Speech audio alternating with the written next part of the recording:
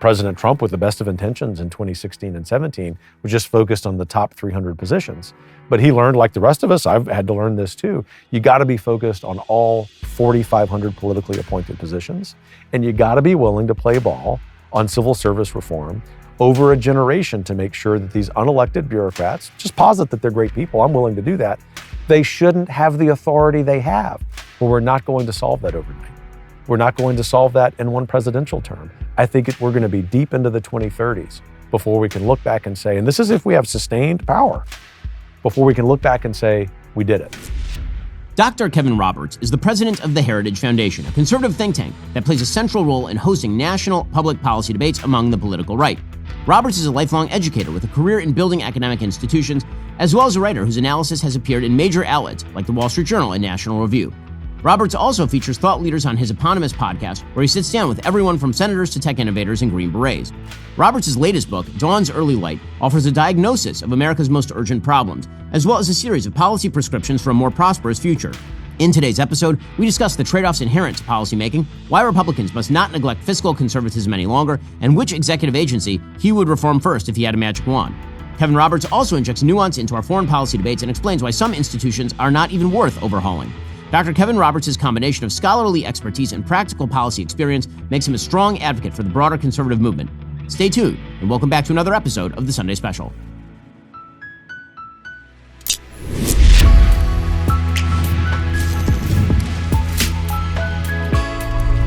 Kevin Roberts, thank you so much for stopping by. Really appreciate it. It's a real pleasure, Ben. Thanks for having me. So this has been an extraordinary period in American history and in conservative movement history. We're watching both a change in the conservative movement and also a historic victory for the conservative movement. So first, the broad question, where do you think things stand right now as far as conservatism goes?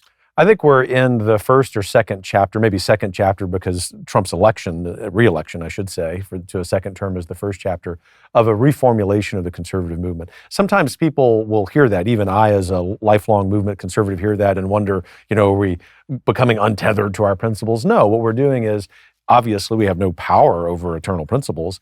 The power we have, hence the second chapter, is how we apply that given the socioeconomic, political, cultural circumstances we find ourselves in. And I think we're in the beginning of a refounding of this country. By that, I mean a regeneration of institutions. And I think politically, this Trump-Vance coalition isn't just about the 2024 election. It's about what I call, in a recent book, the new conservative movement. And I think that most of that is going to look familiar to us, but other aspects of it, for example, having a large support from Hispanics, large support from working class Americans, is not necessarily new. It's not unprecedented. At least the latter, a working class movement, was part of the founding of the Republican Party. But I think it's very exciting. And in short, I think this is the beginning of something that can not only reclaim this country, but perhaps reclaim the West if we have the courage to seize it. So in your book, Dawn's Early Light, you talk about sort of the reformulation of the conservative movement. Now, historically, the sort of Reagan conservative movement was predicated on three basic principles: free markets, a strong national defense, sort of peace through strength, and a traditional family values sort of platform. Do you see any of those things changing? Or as you say, is it more sort of the manifestation of those principles? I think it's a difference in the manifestation of that given the political and economic circumstances. I say only somewhat tongue-in-cheek in the book that the new three-legged stool, the new fusionism, is mom, dad, and kids. Because the reframing that I'm arguing for, which is not going to be earth-shattering to any conservative, is that we really see public policy and politics through the lens of the American family. We have historically low marriage rates and fertility rates. I think these are existential crises for us as a civil society. And yet, I'm cautiously optimistic that our politics can help to solve that partially through good policy. And ultimately, when you think about national security conservatives, free market conservatives, social conservatives, we argue at Heritage and I argue in the book, let's stop modifying conservatism and let's talk about a more holistic conservatism in which all of us not only have a seat at the table, but also are part of reformulating a new conservative set of policy programs that really puts the family first. If we do that, speaking to the sort of different manifestation, then I think those other priorities are going to fall in place. We're going to have an American foreign policy that is strong through peace, especially under President Trump. We're going to have a free market conservatism that understands the free market is the healthy outgrowth of a healthy society. Right now, we not only put those out of order, but we don't even acknowledge that we don't really have a free market economy anymore in the United States. And then social conservatives, who I think often have been the redheaded stepchildren at the table around DC, have to be more boisterous about what we're after, and we have to explain that it isn't just about securing the lives of the unborn, but going back to this family first fusionism, as I call it in the book, we have to talk about an aspirational vision for what family life and communities will look like in the next generation. So when it comes to the role of government and this sort of stuff, and this is, of course, where the rubber meets the road. And you get some really interesting conversations happening within the conservative movement about what policy should be happening at the local level versus the state level versus the federal level. For myself, I tend to believe that most of the family building stuff happens at the local level, and that if we're talking about, say, declining birth rates, that you can give certainly economic incentives to people to have kids. They've tried it in Hungary to some moderate success, sort of, at least short-lived. But in reality, the thing that makes people have kids, I mean, you're a religious person, I'm a religious person, tends to be a commitment to having kids. It tends not to be, you can make it certainly much harder for people to have kids, and we should get rid of those barriers. Where do you think that policy should be made? Is that a national level policy, or is it more a matter of getting government out of the way by getting rid of the barriers to entry that exist now in having kids? Well, you and I agree 100% that this is mostly a local issue, so local that it's in individual households and families. But that is a way of saying, the first of three factors that I think are important, that faith is vital. And this is why in the 3 years I've been president of Heritage, when I'd go out and talk to groups as you do, I always emphasize the importance of faith. And that's important for us to emphasize right now as conservatives, because part of this Trump-Vance coalition includes people who find religion less important to them than you and I do in our lives. And very respectfully, because all of our faith journeys, by definition are journeys, that we still, both individually and institutionally, that is at the national level before politics and policy, I think have to have faith in order to make those decisions as husbands and wives. But the second factor would be getting rid of the disincentives that exist in our public policy toward marriage and toward childbirth inside marriage. You know very well, and my colleagues at Heritage are talking about this in a family policy paper that's coming out soon, that we have multiple disincentives in public policy toward marriage. Just in tax policy, we ought to eliminate those immediately. If you gave me what I call the policy magic wand, Ben, that'd be the first thing that I do. And then I do believe, moving on to the third part, which is conservatives understanding there might be a role for federal policy here, that we need to embrace this concept that Hungary has, to some extent Israel and Singapore have, with mixed results, admittedly. I run a think tank, so we're always going to call reality as we see it, but that we ought to consider spending as much on incentivizing family formation as we do on defense. And that's in no way to relegate defense to be secondary. In fact, I think we can have our cake and eat it too. What we're trying to do in this family policy paper, what I try to argue in the book, is that having this conversation doesn't mean that we're heterodox conservatives. In fact, it means we're staying very true to our principles and trying to apply them with this headwind that we have, the entire West has. I think ultimately, and you know that I'm an optimist, by the end of the century, if we don't change our public policy, we don't change individual decisions we're making about faith, if we don't experiment at the state level with family policy, that we're going to have a republic, we're going to have a society that's very weak. And one of the things that's really interesting about public policy, obviously, is that it's just a series of trade-offs. And that's right. Whenever you're trying to figure out, what you can get through a Congress or what you can get through a state legislature, it's going to be a conversation about what you're looking for ideally, and then also what's possible. And so, I can say ideologically that in an ideal world, what I would like to see is, for example, the welfare state pared back because it actually crowds out all of the intermediate institutions that used to form community, right? It used to be that one of the reasons you had a lot of kids is because you went to a church. And the reason you went to a church is because actually that's where your safety net was. That's where your support network was. And so the way that you testified to other members of your church that you were a member of the church and thus deserving of the safety net is you engaged in the same set of values as people who were in that church. When government came in and crowded that out by essentially just handing people welfare checks or entitlement checks, what that ended up doing was basically getting rid of the duty half that comes along with the entitlement. If you're a member of a synagogue, like my synagogue, for example, if you get charity from the other members of the synagogue, you understand that the other half of that is you have to be a good dues-paying member of the synagogue. When somebody else has a problem, you have to help them out. When you take away all of that and you just have government there with a check from some random person, then you don't feel that same sense of obligation. And so, again, the set of values that comes along with the church goes away. It's just government pretending to be neutral when it's anything but. Now, I can say all of that, but when it comes to public policy, who's willing to cut welfare? Right? When it comes to public policy, who's willing to actually take a look at the entitlement programs? This is one of the shifts that's happened inside the Republican Party and the conservative movement in my time, is sort of the shift away from even talking about some of the big drivers of debt, for example, in the United States, and a drive toward the idea that maximizing growth is going to allow us to outgrow those things. Well, what do you think conservatives should be looking at with regard to that sort of stuff? Well, I'm fond of the metaphor of, or the imagery of the Overton window in policy, and we've moved the Overton window. I hope Heritage has on family policy. That's one factor. But you talk about an Overton window that's also moved in the wrong direction, in my opinion, and that is the Overton window where, as conservatives, we talk less about debt reduction and deficit reduction. Probably my best friend in the U.S. House, Chip Roy, has sort of cut his teeth, in addition to being right on everything else, on fiscal restraint, not because Chip is somehow squishy on foreign policy or isn't a dedicated social conservative, because he understands the fiscal liberalism, lack of restraint in Washington, D.C. as a threat to all of those other things. So we have to ultimately take a multi-pronged approach. And therefore, I think this is the impact that Elon and Vivek will have with the Department of Government Efficiency, even though they're going to speak using a little bit different vocabulary than you and I will about the importance of some of the local kind of Burkean traditions. But let me introduce another Overton window, or another factor here, and one I think you'll appreciate.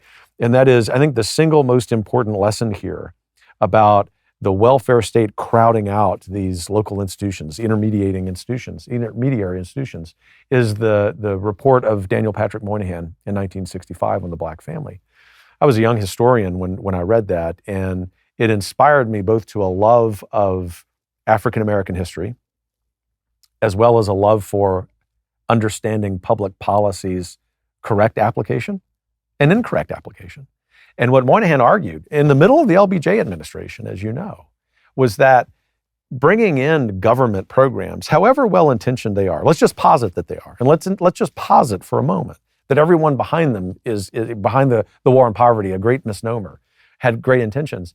What Moynihan presaged was that doing that would begin to undercut what African American families, in spite of all the terrible segregation, the legacy of slavery, something I'd studied as an academic, had actually been able to overcome.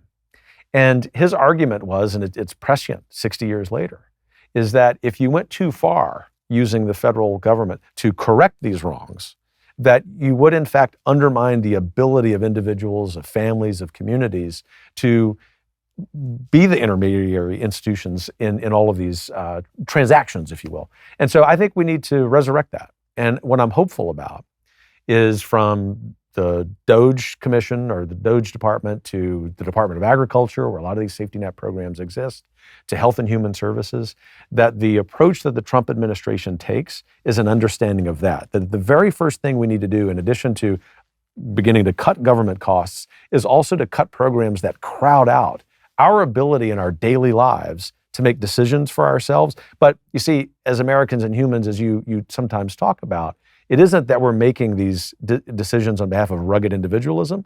We're actually making them in a spirit of community, which is perfectly congruous with being a conservative in the United States. I think if we can get to that, that's the recipe. But what I just described and what you laid the foundation for is a lifetime worth of work. We'll get to more with Kevin Roberts in just 1 second. First, folks, let's talk about dressing sharp without sacrificing comfort.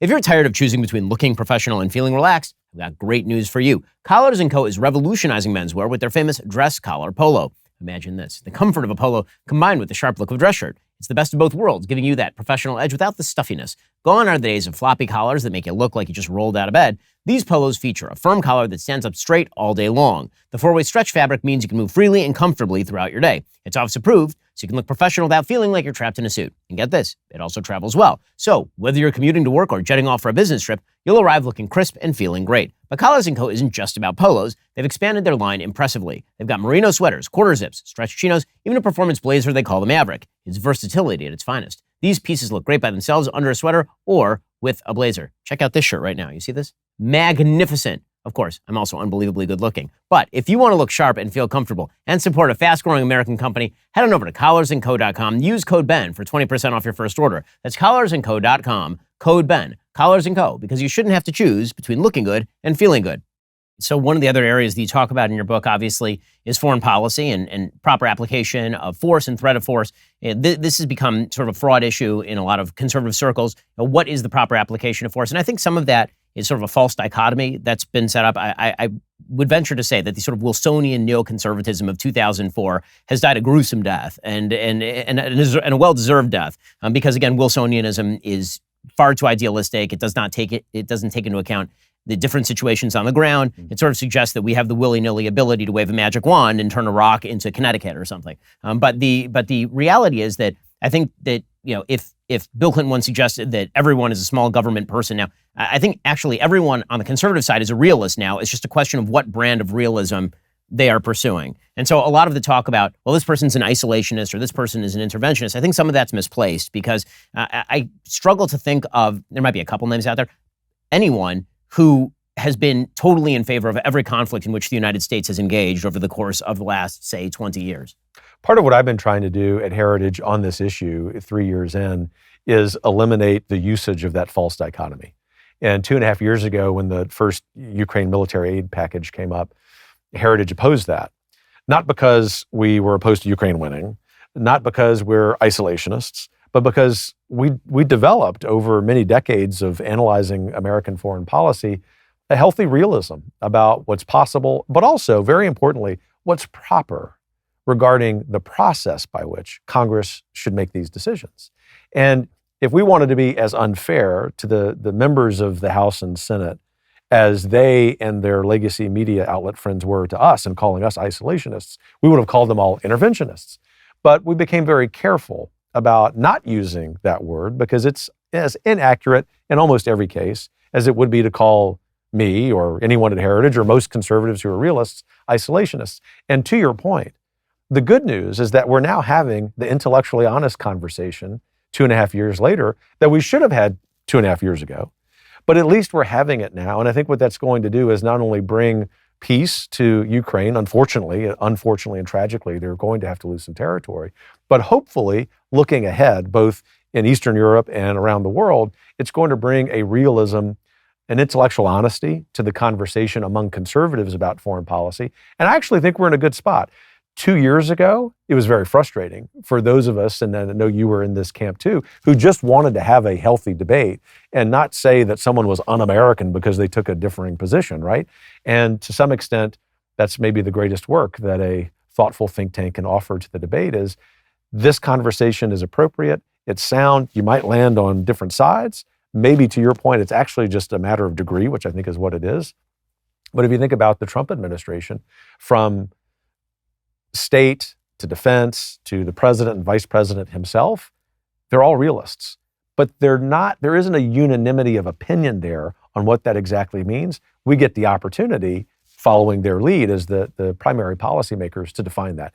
And it's both exciting, but more importantly, it's urgent for the world, because as I travel the world, waving the Heritage and American conservative banner, the most common thing that I hear from centrists, from conservatives, from liberals is, we just want clarity, not just from Americans, but from American conservatives about what peace through strength in the 2020s and 2030s means. Well, I think this is one of the benefits of President Trump. So the fact that everyone has been trying to weave a Trumpism around Trump.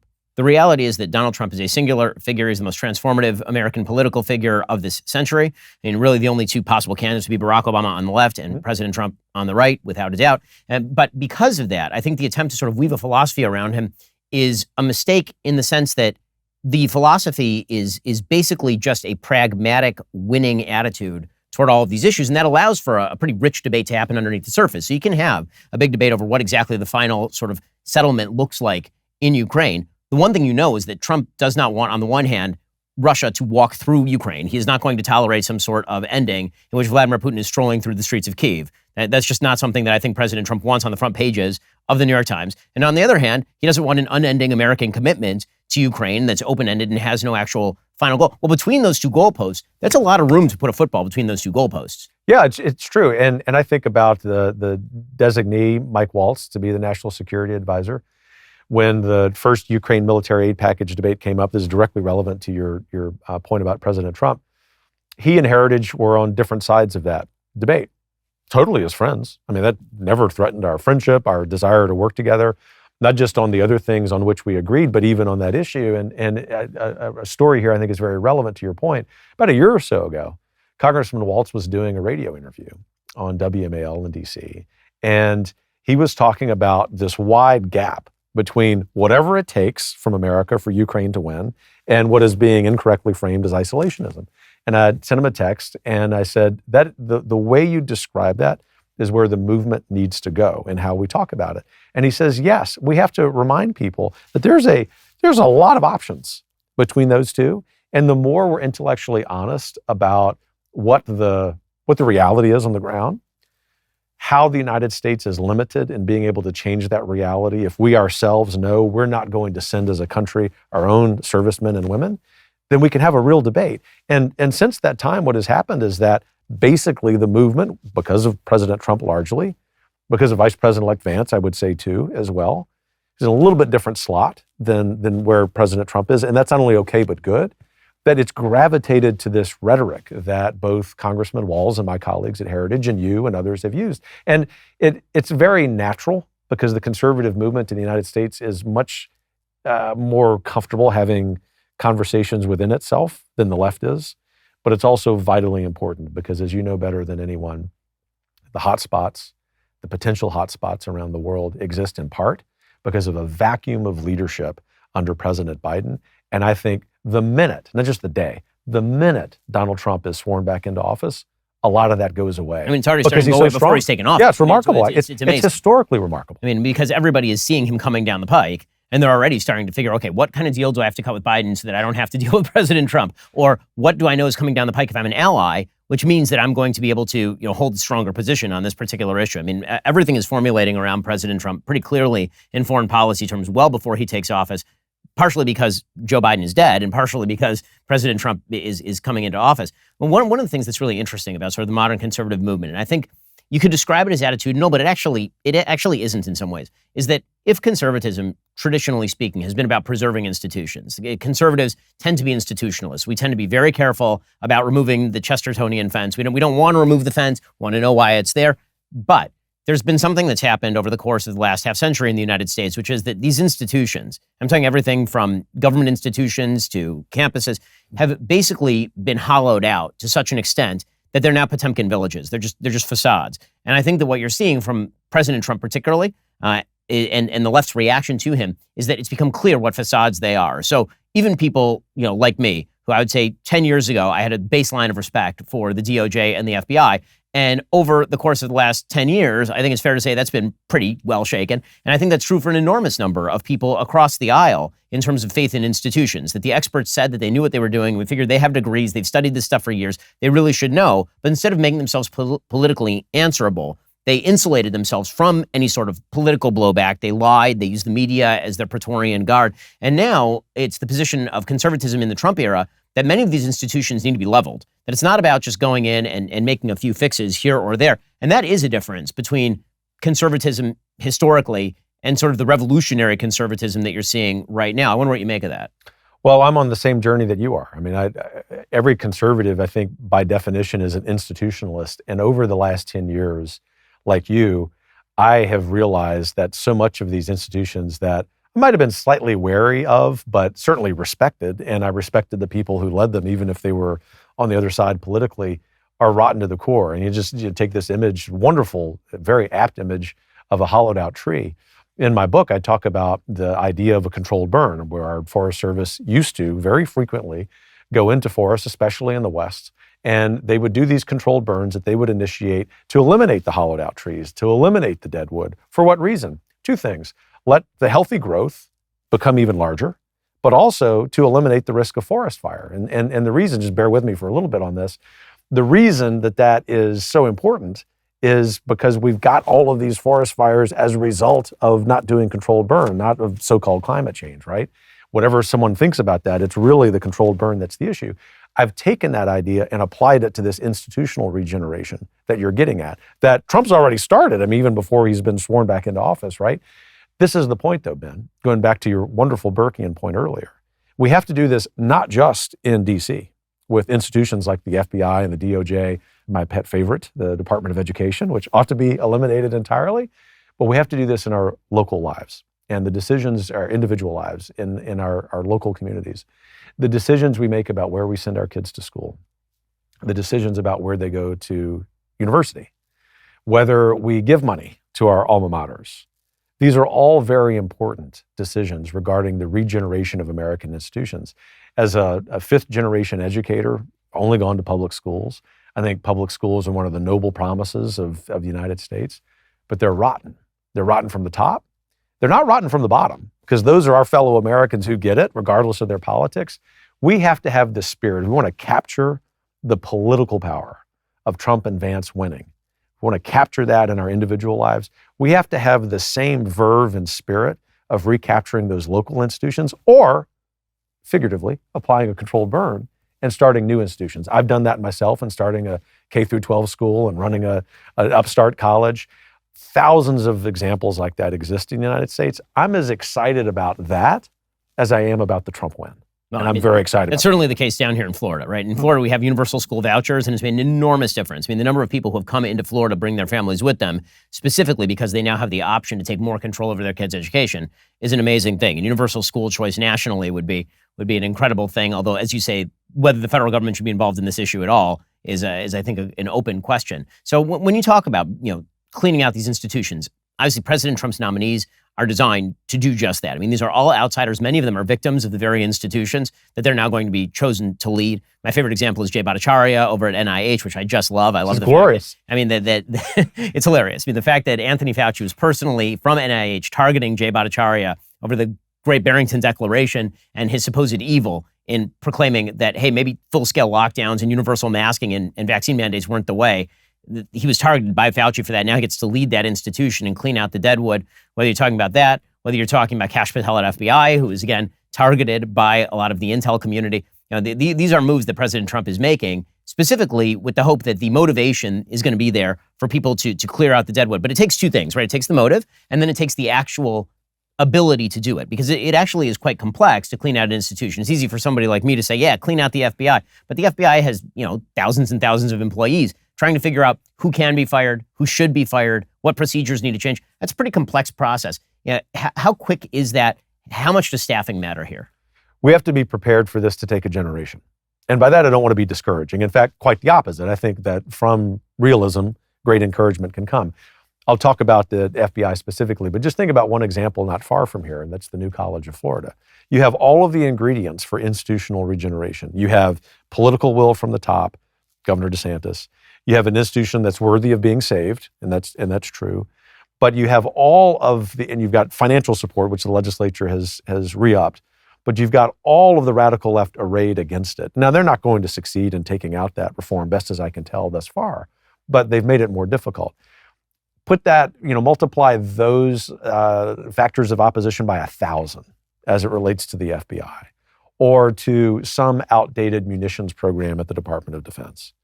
And therefore, to your question about staffing, not only do you have to have a wonderful cabinet secretary or agency head, but his or her deputy secretaries, undersecretaries, assistant secretaries, but very importantly, in the X factor we were trying to solve for in our own transition project at Heritage are those levels 3, 4, 5, 6, 7 down, which our movement has never paid attention to.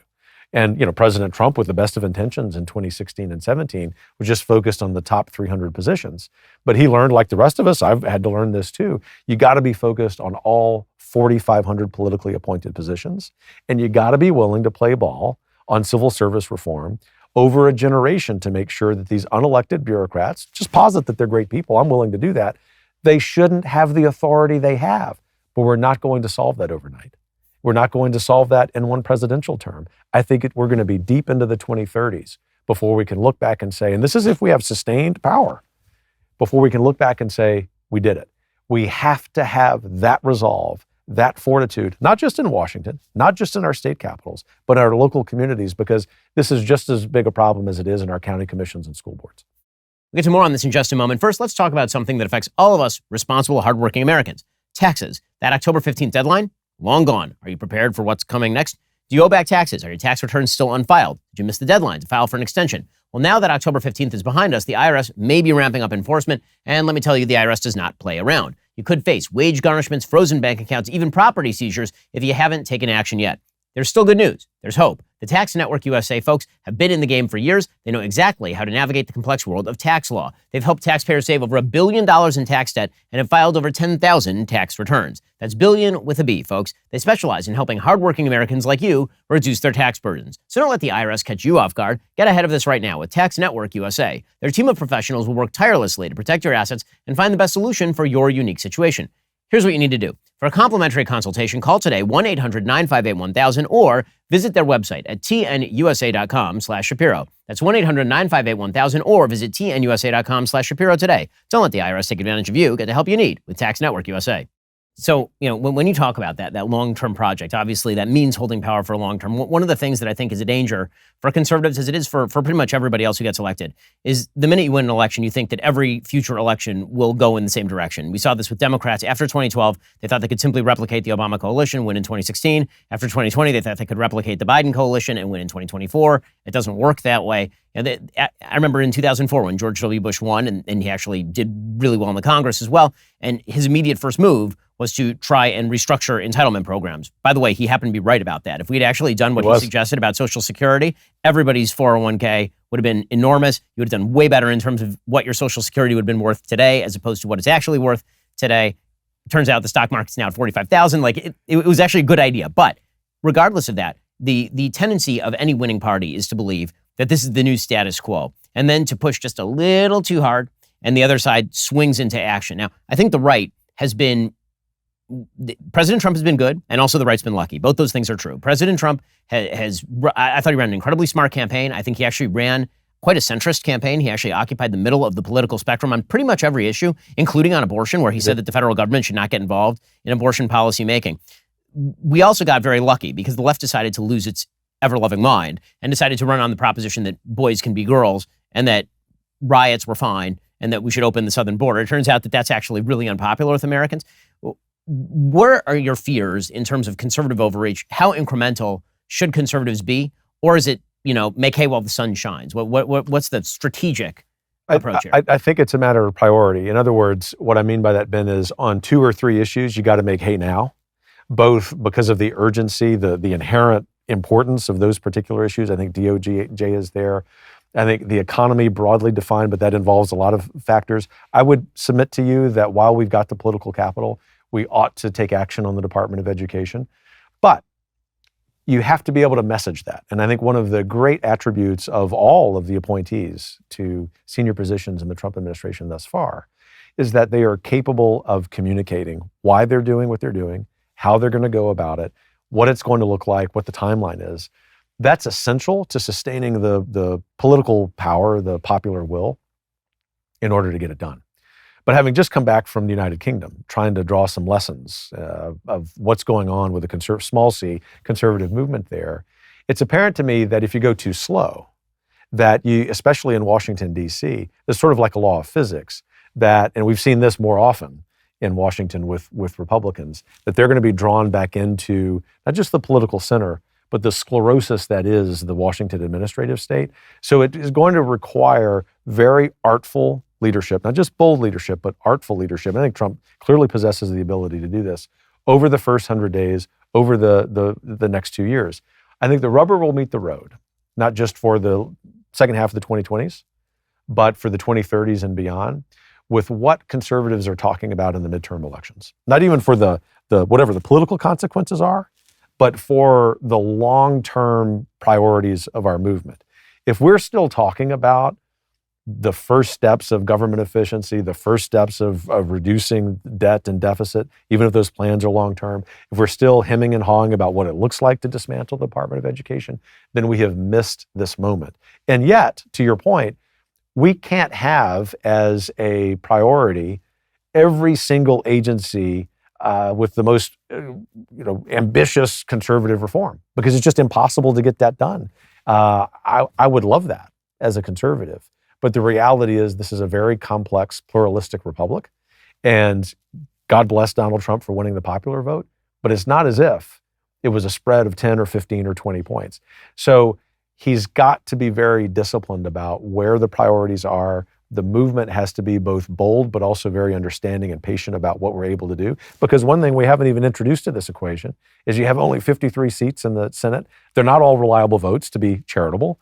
And you've got an extraordinarily slim majority in the House, even though you got a speaker who's one of us. He's a lifelong movement conservative. You might have a one-seat majority in the House, which is patently insane. I mean, it is. I tell Mike Johnson often, and I believe you do too. God bless you, brother. Yes, you got the toughest job in D.C. Absolutely. It also means that no one can ever get sick or go home for their kids' play. I mean, they're really worried about that. Yes, on a day-to-day basis. Absolutely. I mean, again, I love a lot of President Trump's picks, but as I've said on the air and off the air, grabbing nominees from the House comes with the inherent danger that you're losing votes in the House. Now, there will be special elections in these places, but unfortunately, unlike the Senate, it's not like the governor just picks somebody to fill that seat. It might take a few months for all of that to materialize. I think one of this sort of timeline that you're laying out is one of the reasons why the left decided that they were going to target Project 2025 in particular. It wasn't even the content of Project 2025, which reads, I mean, it's very, very long. Maybe you've read the whole thing because you're the head of the Heritage Foundation, but I think you're the only one who's read the whole thing. There are about 4 or 5 of us. Yeah, exactly. It's a very select list. It was used as a brickbat against everyone on the right. But it was mainly, I think, because what it essentially says is here's a Chinese menu of conservative policy items. Some of these will get done. Some of these will not. Right? I'm sure there'll be some crossover with what President Trump will do. I'm sure there will be other places that there's no crossover with what President Trump will do. But because it was an actual, well thought out list of things, I think that's what scared the hell out of the left. It's why they started using it as a boogeyman, was specifically because what they're afraid of is that President Trump will do what he appears to be doing, which is hit the ground running on day one. What they really wanted him doing was futzing around looking for policy proposals a year in, 18 months in, because that's kind of how the first administration went. It took a while for him to find his seal. He'd never held public office before. He's coming in this time knowing kind of where the bodies are buried in various agencies and knowing what his policy in general is going to look like. I think that's what scares people a lot. It scared the daylights out of them. I mean, the conservative movement has never before been this organized, both in the policies, evidenced by our mandate for leadership component of our project, nor the thing that I think equally scared them, which is the personnel database, which saw the number of people submitting their resumes to that jump from 10,000 to 20,000 once the left started all of these scare tactics. The left was used to the right being sort of institutionally immature. Not that the organizations or the people were immature, but just in terms of the intellectual history of our movement, in terms of the national politics, not being nearly as well developed, nearly as deep or as broad as the left has been. And we've not only caught up to them, we have surpassed them in terms of our organizational ability. And when you pair that with the ability, the political ability, but also the genuine, the authentic love that Donald Trump has, not just for America, but for every single American, it is a potent political combination, and that ought to scare the left. Because if we get this right, starting with President Trump, Vice President Vance, and they do a good job, as I expect them to do, of prioritizing what the reforms are going to be, probably the economy, energy, immigration, obviously, then they're going to be able to build on that popular will that will allow us as a movement to go deeper into that Chinese menu, as you say. And I think that our side more or less will be in power for most of the next generation. There'll be some elections that we lose. I think most of them will be congressional. I think if we play our cards right, politically, intellectually, we're honest about with the American people about what the obstacles are, I think between now and 2040, that conservatives are going to be in power at the federal, state, and local level most of those years. We got to be realistic about what happens when, for example, if the Democrats were to win the House in 2026, not see it as the end of the world, particularly if they're starting to sound as they do today, like they're Republicans. What are they talking about? We've got to close the border. We've lost track of how we should maintain public safety. We do have to think about this woke transgender ideology. If they're running sounding like conservatives and they win a few elections, we've moved the Overton window to our field of play. And as you know better than anybody, conservatives have had to exist on the radical left's field of play really since the 1930s. Reagan was a wonderful interregnum there, but only that.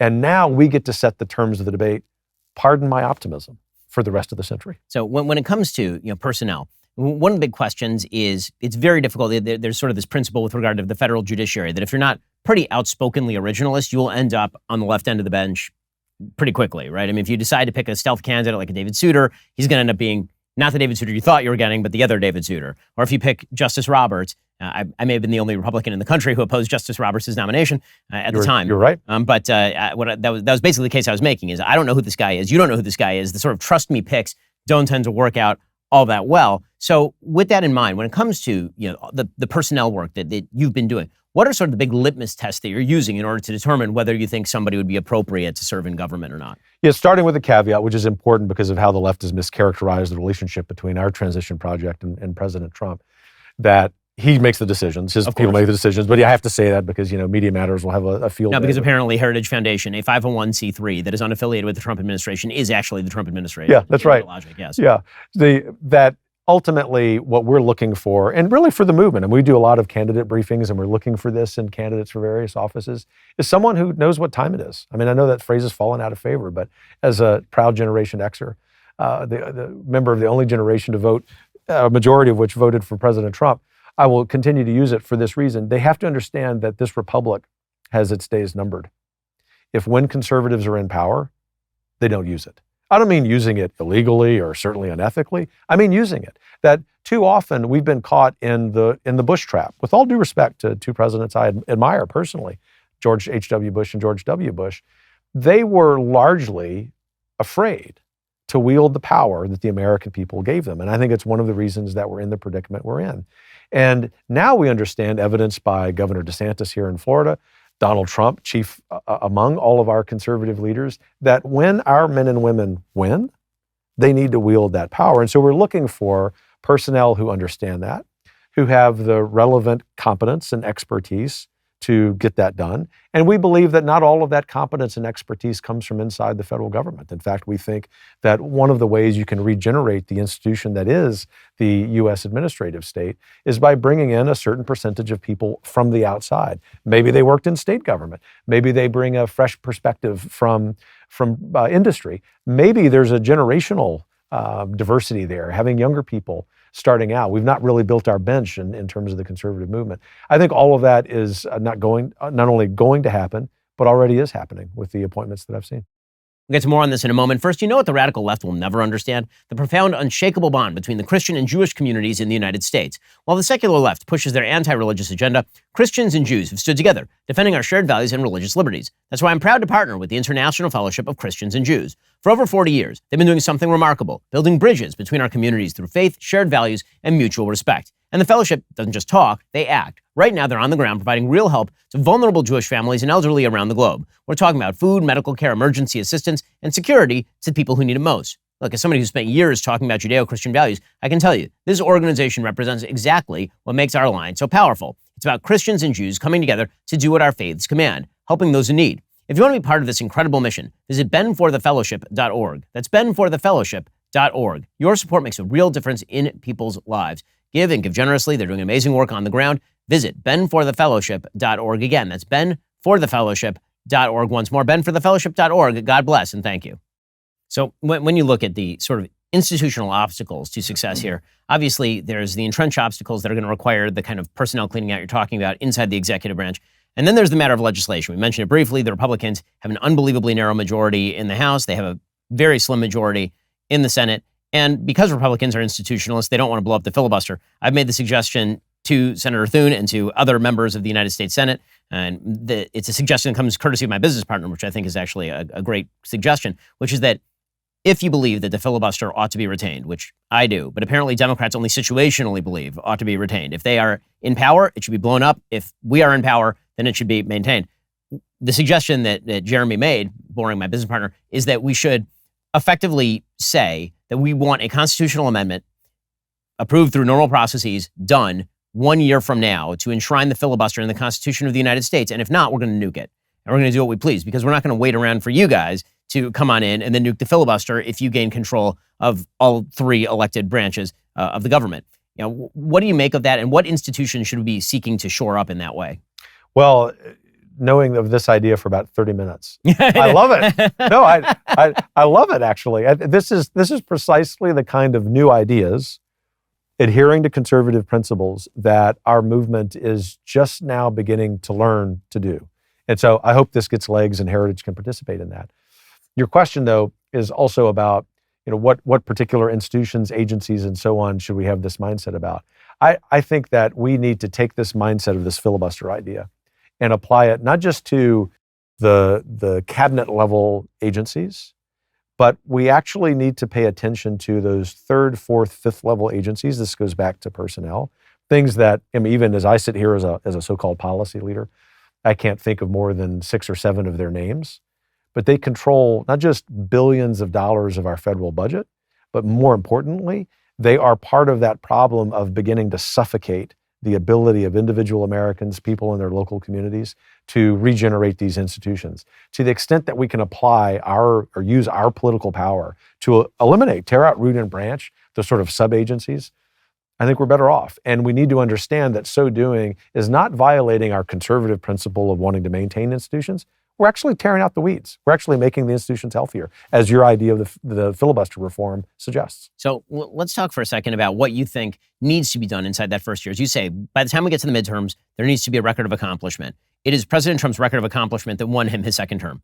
It is really that simple. President Trump ran on, here's what my term looked like, here's what Joe Biden's term looked like. Do you want second Biden or do you want second Trump? It's that simple. And that is really the argument, I think, that won him election in the end, that people had more nostalgia for 2019 than they had for 2024, obviously.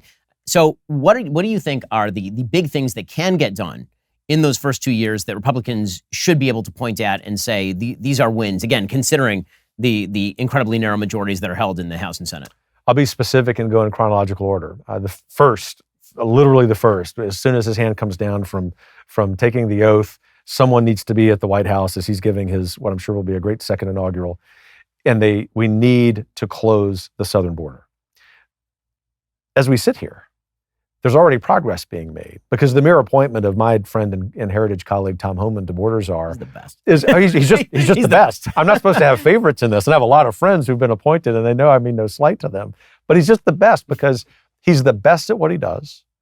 I saw President Trump last night refer to Tom Homan as from central casting for this role. Yes, he's a bulldog. He looks like a bulldog. Yeah. He acts like a bulldog, and he is a bulldog. Yes, and he's a great man. Yeah, but the point in terms of policy is he's already had a disincentivizing effect on the nation states, the cartels that are complicit in all of this, and so that is going to happen. And what that's going to do is tell the American electorate, yeah, I knew Trump would get this done. It's nice to have it confirmed on the first day. But the second thing that needs to happen is the economy writ large. I'm very high on Scott Bessent, who's a friend, as Treasury Secretary. His 3x3x3 agenda is very smart. I think we're going to get 3% annual growth. I think we're going to be able to cut 3% of the federal budget as well. And very importantly, because energy is vital to this, I think we're going to get to 3 million barrels of oil a day. Let's say someone doesn't like oil. Let's say someone's listening or watching this and say, oh, Kevin, I really wish we could go get away from fossil fuels. With more time, I'd explain why that's a bad idea. But let's just posit that's okay. In the near term, if you want to end inflation and you want American national security, you do that. Congress has to play ball on that. And there's a little bit of heterodoxy even among some House Republicans on some of these questions. But I think Trump and Bessent will have the ability to close the deal on those things. Then they've got a decision to make. What's the third priority you want to take on? You've built popular will by addressing the border, beginning to address the economy, and simultaneous to this, as we were talking about earlier, there's already peace being established across the world. And that's where the rubber will meet the road. Will it be education? Will it be the FBI? Will it be something else, the Department of Defense? You can probably do more than one, but that one that you decide next is going to be vital for what the conclusion the electorate draws from how willing you are to play ball for the rest of your administration. And I'm high on whatever they choose. If they were asking me about which to choose, I would pick education. As much as the FBI needs to be reformed, Cash is going to get confirmed. He's going to do a great job. I think the Department of Defense will be reformed. But if you want to use political will to completely cement this mandate for disruption across our institutions, It's getting rid of this top-down, top-heavy nonsense of the Department of Education. And there's a bunch that can be done in education, ranging from exploring the Qatari contributions to higher universities to defunding universities if they're in violation of the Civil Rights Act. I mean, all those things ought to be on the table. One of the big things that's obviously going to come up pretty quickly is the re-enshrinement of the Trump tax cuts, making permanent those Trump tax cuts. And there's a little bit of dyspepsia, I noticed, among some of the Republicans about what exactly that looks like, whether it's just, kind of rubber stamp what was before. Are they going to try to go for more? What do you think that looks like? Well, there's more dyspepsia than there ought to be. This ought to be really simple, just a clean renewal of the tax cuts. Given the small majorities in the House and Senate, I think that's the way to go. There are a few channels of complicating efforts, none of which I agree with, none of which Heritage agrees with, to be really clear. And one of them is this really, I think it will be ill-fated, but it's a powerful attempt thus far to use the Trump tax cut renewal to do a safety net reform that really isn't much of a reform.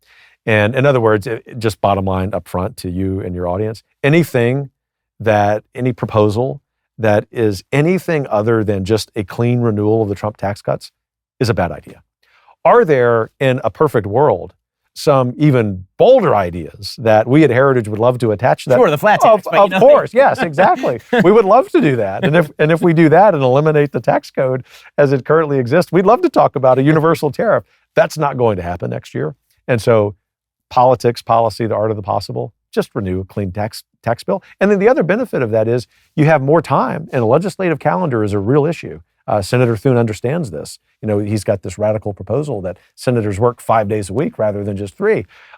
They need the time to figure out what that other priority is going to be for administrative state reform. So swiveling back to sort of the foreign policy sphere, one of the things that I think actually it's a rare area of bipartisan agreement is a new orientation toward China. And that really is something that President Trump led off in his first term. Prior to President Trump, people tend to forget, we were trying to open up China again. We were trying to be very friendly to China. And President Trump came in and he said, these people are opponents of the United States. We should be viewing them with a sort of gimlet eye. We should be very harsh with regard to how we view their interference. China's been interfering, obviously, not only in East Asia, they've also been interfering all over the world. In Africa, in South America, they're beginning to have a real impact in a lot of the countries in South America, trying to take control of trade routes. What do you see as the first moves that the administration should make with regard to China? Obviously, the president has talked about tariffs, but I assume there will be more than that as well.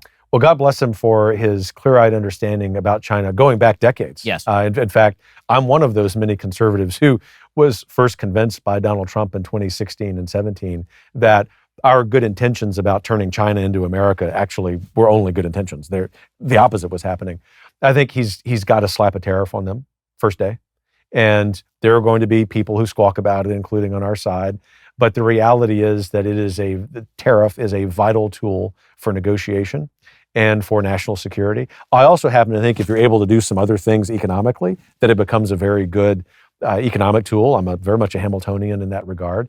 But the second thing is he needs to use the bully pulpit he has in not just with the tariff, but leading the effort in Congress to eliminate the ability to make illegal that K Street lobbying firms can lobby on behalf of the Chinese Communist Party. The fact that this exists shocks most Americans. You know why? Because most Americans just adhere to common sense. It makes no sense that the greatest adversary to the United States in the history of our country, greater than even the Soviet Union, is allowed to pay at least $100 million to lobbying firms on K Street. And then the third thing is, and this is a real pet focus of President Trump's rightly, is the investment by the Chinese in American military companies.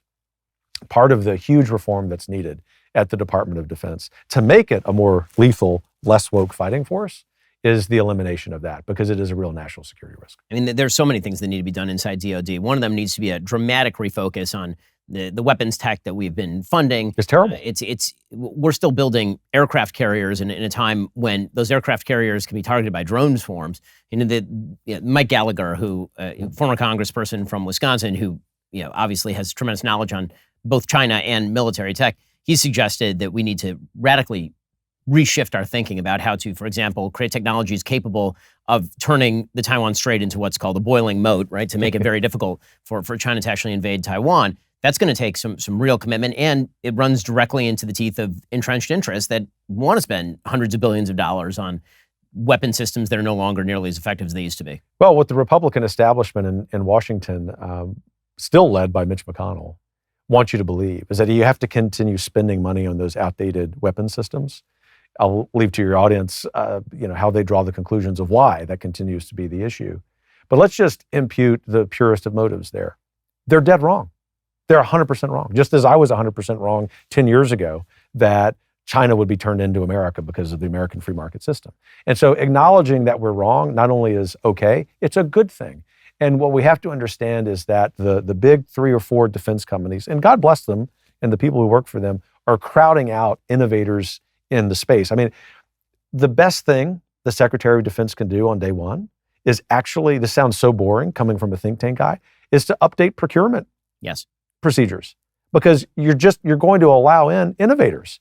And these are innovators who are ready to fight the next war, as opposed to what most people at the Pentagon do today, unfortunately, and with all due respect to their military service, which is still fighting the last war. And the wave of innovation inside the United States military has been broken for a generation at least. I mean, it really is amazing. If you visit smaller nations, whether you're talking about Ukraine or Israel, for example, because they have to constantly bootstrap and jerry-rig things in order to make them work for actual battle, that means the innovative process is really shortcut. There's an author named Edwin Litvak who's written specifically about innovation in the Israeli military, and he talks about how you basically have to put things together on the fly, directed at the problem of today as opposed to the problem of yesterday. But in the American military, everything has to go through 25 different layers of checks that are specifically designed to sort of wipe out the innovative process. As you say, opening up the procurement efforts, opening it up to different firms, like, for example, Palantir, these are things that need, or Anduril, these are firms that need to be given much more of a broad hand in innovating. Well, it's true. As I travel the world, I hear from allies about procurement, which when I first heard about that, because of my own ignorance, I thought, well, that's kind of boring. And they realized, no, they've given the United States money through Congress for weapon systems they still don't have. And so in addition to the procurement process as it relates to our own direct benefit, the arms sales that we make very appropriately to our allies who want to step up and sort of be models for what we do, those are slow because of an outdated system. And the problem is both a Republican and Democrat problem. The problem is that members of Congress, too few members of Congress, are willing to take the hard votes because some of those munitions programs are based in their district. And this is where I think the messaging is very important. This is where President Trump is going to have to spend some political capital. His Secretary of Defense will have to do the same, Speaker Johnson, Senator Thune, and say, this is actually about improving our military. And who will benefit the most, who will be the most excited about this, are our rank and file American servicemen and women, who I can tell you firsthand are decidedly frustrated with military leadership in this country. I think the American people can not only get behind that, but remain focused on that because, again, it's a common sense issue. And then when it comes to deregulation, which obviously is a big focus of yours and people over at Heritage, that is going to be, I think, maybe the biggest thing that President Trump can do on his own is he's made a proposal that we ought to be removing, 3 regulations for every one that we add to the books now? It was 2, I think, in the last administration, and now he's increased the number, I believe, to 3.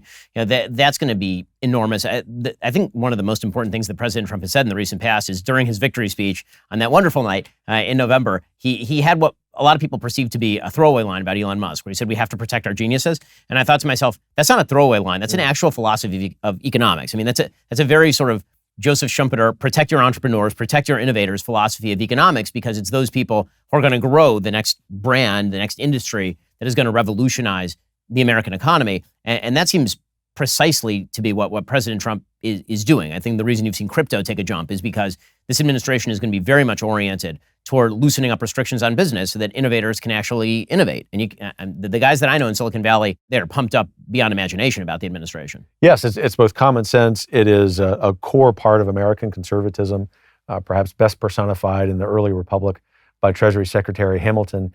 And it is also, in the modern context, something that I think is one of the definitive characteristics of Trumpian conservatism.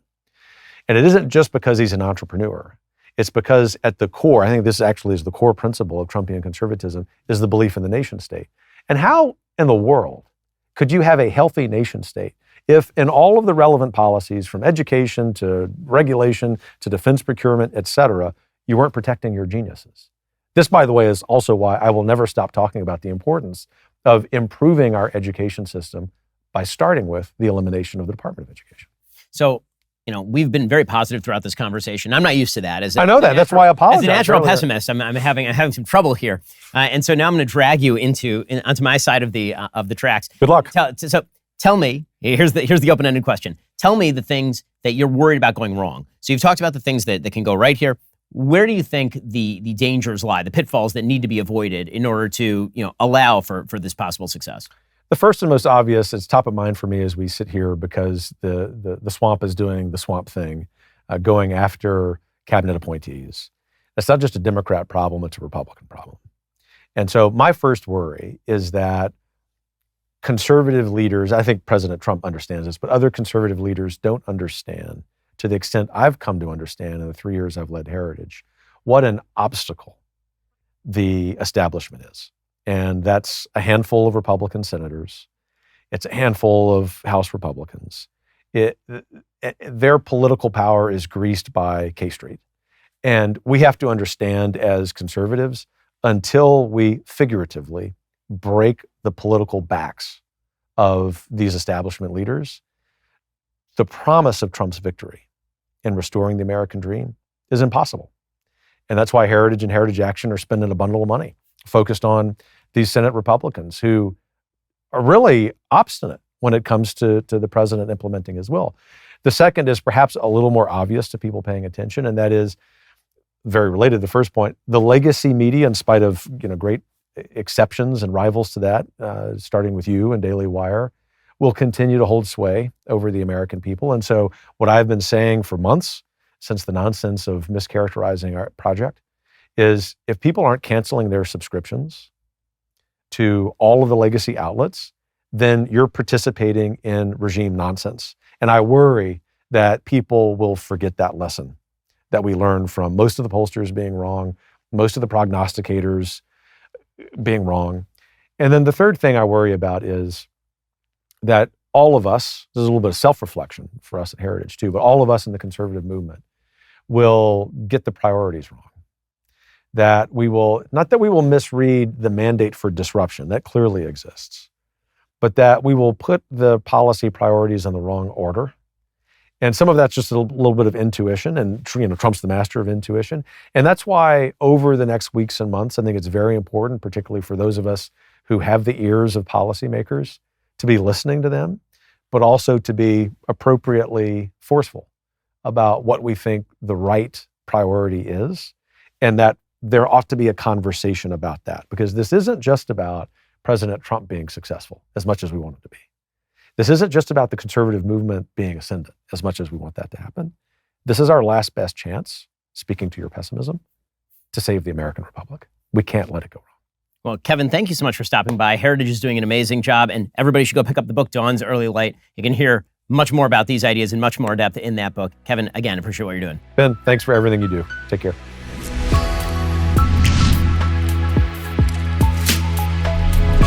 The Ben Shapiro Sunday Special is produced by Jessica Kranz and Matt Kemp. Associate producers are Jake Pollock and John Crick. Editing is by Olivia Stewart.